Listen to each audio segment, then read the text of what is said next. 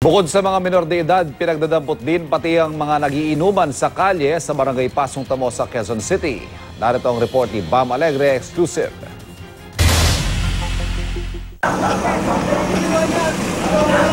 Sinuyod ng mga tanod ang mga lansangan ng Barangay Pasong Tamo sa Quezon City bago maghating gabi para damputin ang mga menor de edad na pagala-gala at mga nagiinuman sa kalye. Ang ilan oras na makita ang mga blinker. Kumakaripas na ng takbo.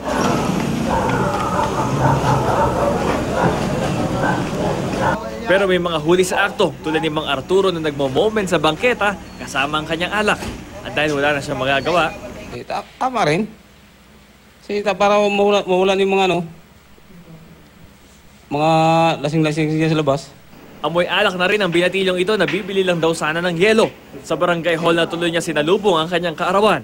Gayunman, naniniwala naman daw siya sa pulisiyang ito ni President-elect Rodrigo Duterte. Ito't suot niya pa ang bowler ni Digong. Okay naman siya para sa mga bataan din. Sa mga nag-iin naman, unang-una yan, sinasabihan na rin namin yan bago namin sila hulihin. Sinasabihin namin na ipasok na lang sa loob ng bahay.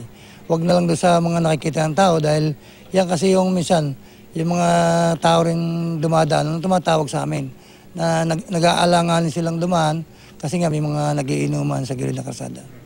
Sinundo naman ni Aling Pamela ang anak niya na mataan ng mga tanod na madaling araw na. Nagbabasketball pa rin. Sabi ko po, wag siyang gala ng gala kasi syempre, lalo pag gabi, baka mapahamak pa siya dyan.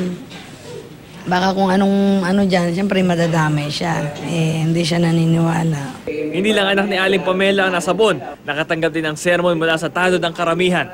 Sinasabihin ba kayo ng mga magulang nyo? Ha? Ikaw boy, sinasabihan ka ng magulang mo? Ilan taon ka na? Sa yung mga minor de edad, yung unang muna namin ngayon, papatawag ko muna yung mga magulang para may turnover ko sa kanila. Yung mga ibang paulit-ulit na dyan, ilan yung paulit-ulit ko dyan. Siguro, mapapadadala ko na sana yan, DSWD. Ito ang unang balita sa Quezon City. Bam Alegre, reporting.